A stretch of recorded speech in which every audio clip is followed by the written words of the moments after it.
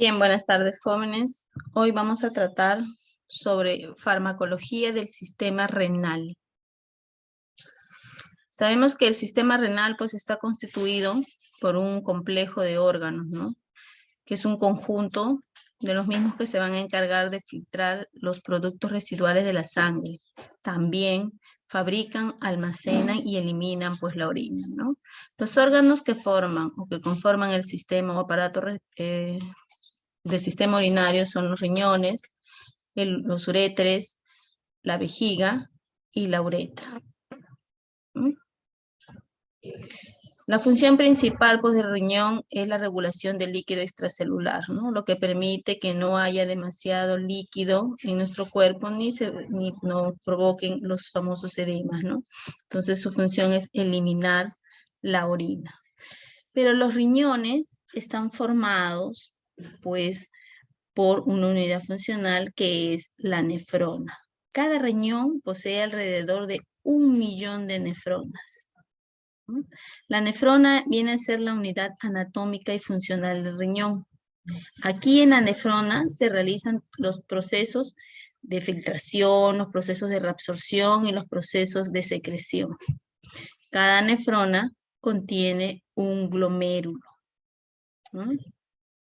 Entonces, las partes de la nefrona son la cápsula de Bowman y un largo túbulo que recibe varios nombres como el túbulo contorneado proximal, el asa de Henle, el túbulo contorneado distal y el túbulo colector. En estos túbulos que se presentan, es donde van a actuar los diferentes o los diversos fármacos que se van a administrar, ¿no? Ya sea para aumentar la diuresis y provocar la diuresis y poder eliminar ese exceso de líquido que hay en nuestro cuerpo retenido. Entonces, de acuerdo a la posición de estos túbulos, van a actuar un grupo de fármacos. Y estos fármacos se les llaman diuréticos.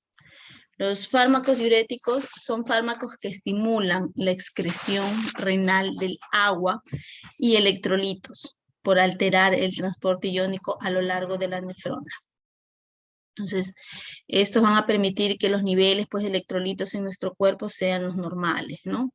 Entonces, y también pues el exceso de agua. Entonces, cuidemos de una manera responsable nuestros riñones, no tomemos demasiadas de repente gaseosas, no comamos en exceso comidas chatarras o de repente comidas grasosas o de repente muchas carnes, ¿no? ¿Por qué? Porque llegan a haber muchas veces las formaciones de los cálculos renales, ¿no? La famosa litiasis renal.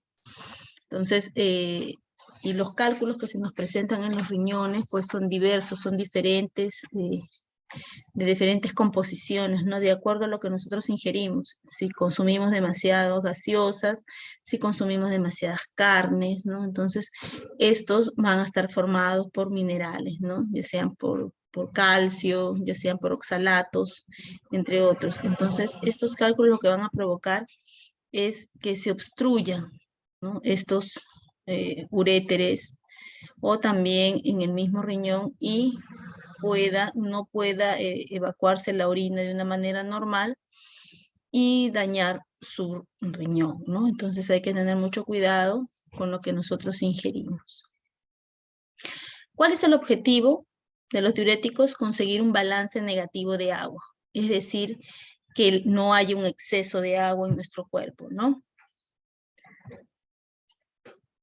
Entonces, ¿cómo se clasifican los fármacos diuréticos? Se clasifican en 3 grupos: los inhibidores de la reabsorción de sodio, los osmóticos y los inhibidores de la anhidrasa carbónica. Cuando nosotros hablamos de los inhibidores de la reabsorción de sodio, tenemos los diuréticos de asa, los tiacídicos y los ahorradores de potasio. Dentro de los diuréticos de asa está la furosemida, que quién no lo ha escuchado, ¿no? La piretanida, la toracemida, la bumetanida. El más conocido, el más usado es la furosemida. En los grupos tiacídicos encontramos la bendroflumethiazida, la hidroclorotiazida, la clortralidona, indapamida, ¿no? La más conocida es la hidroclorotiazida, es la que más se utiliza. Y los ahorradores de potasio, que son la espironolactona, amilorida y triamtereno, ¿no? Las más usadas es la espironolactona y la amilorida. son las más usadas. En los grupos osmóticos tenemos el manitol, la isosorbida y la urea. En los inhibidores de la anhidrasa carbónica tenemos la acetazolamida, dorzolamida y diclorfenamida. Ahora vamos a ver los que son el grupo de los inhibidores de la reabsorción de sodio, ¿no? Aquí, como les mencioné, estos grupos antes mencionados van a actuar en el túbulo distal, ¿no? De acuerdo a una posición, en la posición proximal, distal o en el asa de Henle, ¿no? Por ejemplo, los inhibidores de la anhidrasa carbónica, como la acetazolamida, actúan a nivel del túbulo contorneado proximal, ¿no? A nivel de este túbulo. Los tiacídicos actúan, como la hidroclorotiacida, actúan a nivel del túbulo contorneado distal. Los ahorradores de potasio actúan también en el túbulo contorneado distal, pero en la porción final, ¿no? Los diuréticos de asa actúan en el segmento grueso del asa de Henle. En este segmento actúan, ¿no? Entonces van a actuar en diferentes porciones del túbulo contorneado, diferentes fármacos. Dentro de los inhibidores de la reabsorción de sodio, ya saben ustedes, les mencioné, son los diuréticos de asa, los tiacídicos y los ahorradores de potasio. Los diuréticos de asa, ¿no? Son los primeros que vamos a empezar. Ahí me faltó decirle. En el caso de los diuréticos de asa, son los más potentes, son diuréticos mucho más potentes. Los tiacídicos tienen una potencia moderada y los ahorradores de potasio también tienen de moderada a baja, ¿no? Entonces, dentro de los tres grupos, el más potente son los diuréticos de asa, por eso que se tienen que tener mucho cuidado con administrarlos, ¿no? Generalmente quienes más administran de repente a pacientes como adultos mayores, ¿no? Alguna persona con hipertensión arterial o de repente alguna gestante son la hidroclorotiacida, que es menos dañina o menos tóxica que una furosemida, ¿no? En los diuréticos de asa, que son diuréticos más potentes, actúan en la porción ascendente gruesa del asa de Henle, ¿no? En la parte de acá, bloquean el sistema contrasportador de sodio, potasio y cloro. Y aquí ya sabemos qué fármaco, el más conocido, es la furosemida. Su farmacodinámica va a bloquear el sistema contrasportador de sodio, potasio y cloro en la rama ascendente de la asa de Henle, aquí, ya lo habíamos mencionado. Inhibe la reabsorción de sodio, potasio y cloro. ¿En qué está indicado? Está indicado, por ejemplo, en un edema agudo de pulmón, ¿no? Insuficiencia cardíaca crónica, síndromes edematosos, una ascitis, una hipercalcemia, hipercalemia, ¿no? Una sobredosis de fármacos. Efectos secundarios, una hipocalemia, una hiponatremia, una hipocalcemia, o sea, produce bajos niveles de calcio, de sodio, ¿no? De potasio en el organismo. O sea, hay que tener mucho cuidado con administrarlo. Por eso le decía, es mucho más potente. Y al ser más potente, este diurético lo que va a provocar es que haya una mayor diuresis, ¿no? Entonces eliminemos nosotros el exceso de agua o en un mayor porcentaje, pero no solamente se va a eliminar agua, sino también se van a eliminar electrolitos. Por eso es que como los efectos secundarios que van a dañar a nuestro cuerpo, pues van a ser los niveles mínimos o bajos de estos minerales, ¿no? Como sodio, potasio, cloro, y calcio, perdón. En la farmacocinética es administrado por vía oral e endovenosa, absorción en el tubo digestivo, se une de una manera alta a las proteínas plasmáticas. Entonces, si se une en un porcentaje alto a las proteínas plasmáticas, quiere decir que la parte activa de este fármaco es mínima, ¿no? Es una porción mínima. Por lo tanto, si es mínimo el porcentaje que va a realizar el efecto farmacológico, entonces va a haber una gran cantidad de este fármaco guardado en nuestra sangre, ¿no? Unido a esa proteína. Entonces, por lo tanto, estos fármacos se van a administrar de repente cada 12 horas o cada o cada 24 horas, ¿no? Dependiendo de lo que el médico también le prescriba.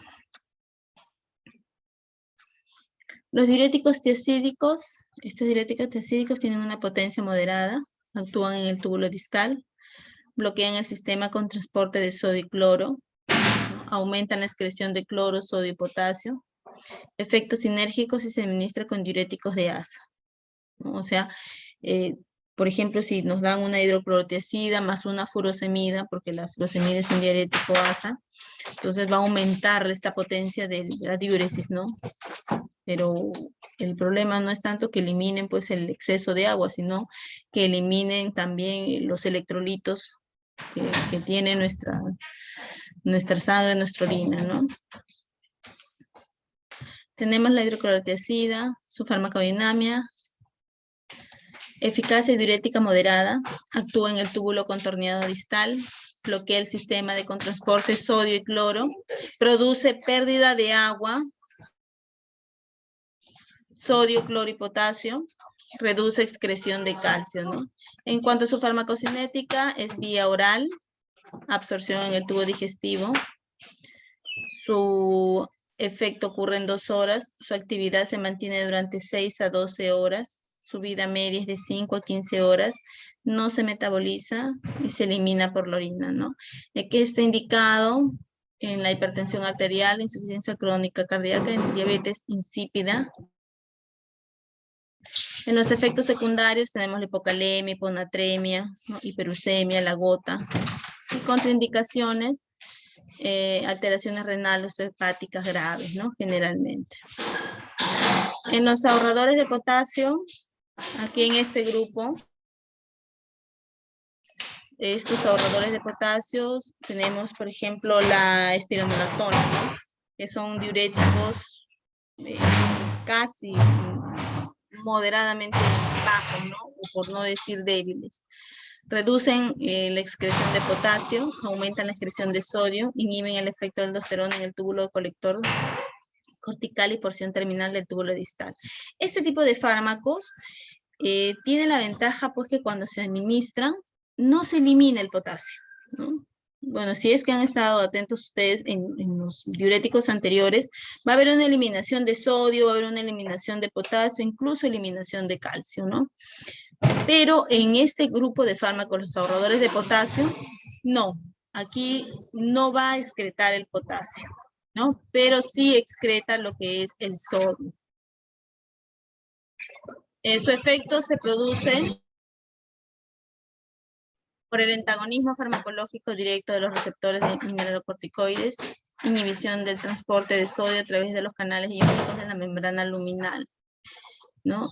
Es un prototipo del grupo, es un esteroide sintético, antagonista competitivo específico de aldosterona, ¿no? Como les dije, este tipo de fármaco va a permitir la excreción de sodio, pero no la excreción de potasio. Generalmente este tipo de fármacos pues se administran conjuntamente con la hidroclorotiazida, ¿ya? En problemas de repente de hipertensión arterial y en pacientes también pues diabéticos también se les da, ¿no? Pero generalmente más en pacientes que padecen de hipertensión arterial, ¿no? Entonces, ¿por qué? Porque eliminan menor proporción. Su administración es por vía oral, absorción por el tubo digestivo, se une a proteínas. Su inicio de acción es lenta, requiere de 2 a 3 días para alcanzar el efecto diurético máximo. Entonces quiere decir que este fármaco pues no se va a tomar dos tabletitas cada 12 horas o de repente una diaria, ¿no? Porque se están diciendo que el efecto diurético recién va a ser alcanzado de 2 a 3 días. O sea que hay una buena unión a proteínas, pues, ¿no? Se metaboliza en el hígado y eliminada por la orina. Entonces, contraindicaciones, hipercalemia y pacientes de repente que puedan no eliminar el potasio, ¿no? Hipersensibilidad del fármaco o aquellos que tienen insuficiencia renal. Hay que tener un poco de cuidado con la administración de estos fármacos en este tipo de pacientes, ¿no?